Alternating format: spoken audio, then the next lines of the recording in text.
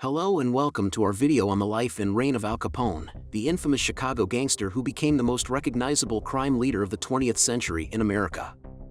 He was involved in a variety of different activities, ranging from bootlegging to evading paying taxes. In this video, we will explore the rise of Al Capone, his involvement in the criminal world, and many other interesting themes. Let's begin this intriguing story. Underworld of Chicago. In the early 20th century, Chicago was a city filled with promise and opportunity, but it was also a breeding ground for organized crime. The Prohibition era, which spanned from 1920 to 1933, had banned the manufacture, sale, and distribution of alcoholic beverages across the United States. This prohibition created a lucrative black market for alcohol, and Chicago quickly became a hotbed for criminal activities. With the ban on alcohol, organized crime syndicates saw an unprecedented opportunity to fill the demand for booze. Gangsters and mobsters seized control of the illegal liquor trade, smuggling and distributing alcohol throughout the city. Chicago's underworld was divided into factions, each vying for control of the profitable bootlegging operations, speakeasies, and gambling establishments. Among the rising criminal figures during this time, one name stood out: Al Capone. Capone recognized the immense potential for power and wealth in the world of organized crime. His intelligence, charisma, and ruthlessness allowed him to rise through the ranks quickly. Capone's rise to prominence mirrored the rapid growth of the criminal empire known as the Chicago Outfit, and he would go on to become one of the most infamous and influential mob bosses in American history. The beginning of Al Capone. Al Capone, born on January 17, 1899, in Brooklyn, New York. He was the fourth of 9 children born to Italian immigrants Gabriel and Teresa Capone. Growing up in a working-class neighborhood, Capone experienced the challenges and hardships of immigrant life. During his early years, Capone was involved in street gangs, a prevalent issue in Brooklyn at the time. He dropped out of school at the age of 14 and joined a gang called the 5 Points Gang, which was known for its involvement in criminal activities. Capone's experiences in the gang exposed him to the world of organized crime and provided him with a foundation for his future endeavors. Chicago and the Outfit. After leaving Brooklyn, Capone relocated to Chicago in 1920, attracted by the city's booming illegal alcohol trade during the Prohibition era. Upon his arrival, Capone swiftly became involved with the criminal organization known as the Chicago Outfit, which was led by Johnny Torrio at the time. Capone's intelligence, strategic thinking, and ability to execute plans efficiently caught the attention of Torrio. Recognizing Capone's potential, Torrio took him under his wing and mentored him in the ways of organized crime. Capone quickly proved himself as a valuable asset to the organization, displaying a combination of street smarts and ruthlessness that propelled his rise through the ranks. Torrio, impressed by Capone's ambition and cunning, trusted him with significant responsibilities within the Chicago Outfit. Capone oversaw and expanded the outfit's bootlegging operations, ensuring a steady flow of illegal alcohol throughout Chicago. His charismatic personality and ability to command respect allowed him to build a loyal network of associates and enforcers. In 1925, Torrio retired from the criminal world following an assassination attempt, handing over control of the Chicago Outfit to Capone. At the young age of 26, Capone became the de facto leader, cementing his position as one of the most powerful and influential figures in the city's organized crime scene. Prohibition and Bootlegging. Prohibition, which lasted from 1920 to 1933, had a profound impact on the rise of organized crime in the United States, and Al Capone played a significant role in this illicit industry. The ban on the manufacture, sale, and distribution of alcoholic beverages created a massive demand for alcohol, leading to the emergence of a black market.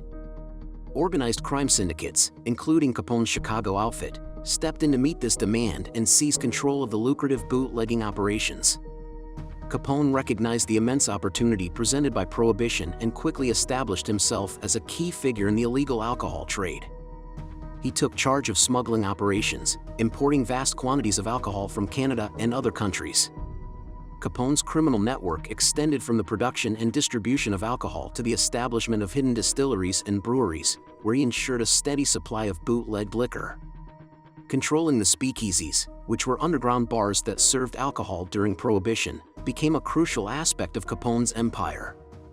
He profited from the operation of these establishments by extorting protection money from their owners and enforcing his dominance through violence when necessary. Capone's reputation for ruthlessness and willingness to eliminate competition allowed him to expand his control over the speakeasy scene in Chicago. Capone's influence extended beyond bootlegging and speakeasies. He utilized bribery and corruption to gain control over law enforcement, politicians, and city officials. By maintaining a network of paid-off officials, Capone ensured that his illegal activities went undisturbed and that his criminal empire flourished. The impact of Prohibition on organized crime cannot be overstated. The ban on alcohol created a profitable and highly sought-after market, providing criminal syndicates like the Chicago outfit with the opportunity to amass vast wealth and power. Capone's role in bootlegging, smuggling alcohol, and controlling the speakeasies positioned him as a dominant force in the underworld, establishing his reputation as a notorious gangster and solidifying his influence over organized crime during the Prohibition era. Extramarital affairs. Al Capone had a notorious reputation as a womanizer, and his involvement with multiple mistresses contributed to various scandals and controversies throughout his life. Despite being married to May Coughlin, Capone engaged in extramarital affairs that garnered significant public attention and scrutiny. Capone's reputation as a womanizer stemmed from his charismatic personality and his position of power within the criminal underworld. He was known for his lavish lifestyle, frequented by parties, luxury, and a sense of invincibility. This allure attracted women to him, and Capone indulged in numerous extramarital relationships. Capone's affairs and his involvement with other women often stirred controversies and generated public outrage. Given his prominent position as a criminal figure, his personal life was heavily scrutinized and sensationalized by the press. The media coverage of his affairs further heightened his public image as a flamboyant and reckless gangster. The rumors and stories surrounding Capone's infidelity added to his persona as a larger-than-life figure involved in illicit activities both inside and outside the criminal world. His affairs became part of the mythology surrounding his life and contributed to the public fascination with his personal and criminal exploits. St. Valentine's Day Massacre. The St. Valentine's Day Massacre, which occurred on February 14, 1929, was a pivotal event in the Prohibition-era gang wars and an incident that implicated Al Capone, although he was never officially charged or convicted for his involvement.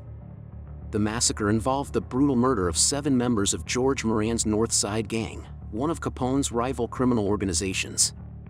On that fateful day, disguised as police officers, gunmen entered a garage on North Clark Street in Chicago, where Moran's gang members had been lured under the pretense of a planned weapons deal. The gunmen, believed to be members of Capone's gang or contracted hitmen, opened fire, riddling the victims with bullets. The victims included Moran's top enforcers, but Moran himself narrowly escaped the scene. While Capone's direct involvement in the St. Valentine's Day Massacre was never proven, he was widely suspected of ordering the hit as a means to eliminate Moran and weaken his rival gang. The ruthless and highly organized nature of the attack suggested Capone's influence. However, lack of concrete evidence and witnesses willing to testify hindered authorities from directly linking Capone to the massacre.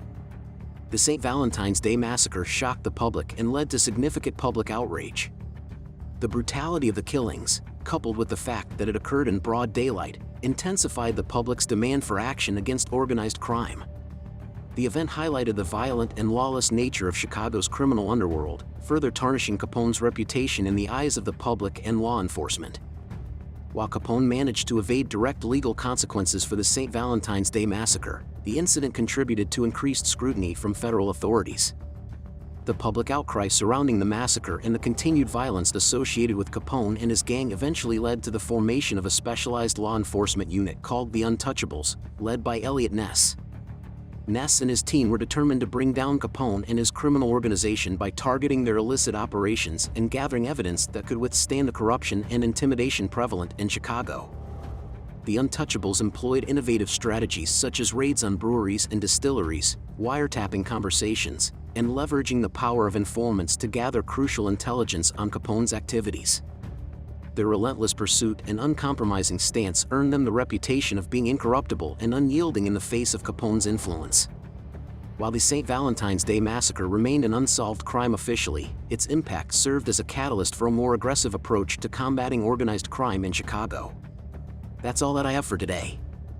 See the continuation of the story of Al Capone in the next video on my channel. Thank you for watching this episode, and don't forget to like and subscribe for more interesting video.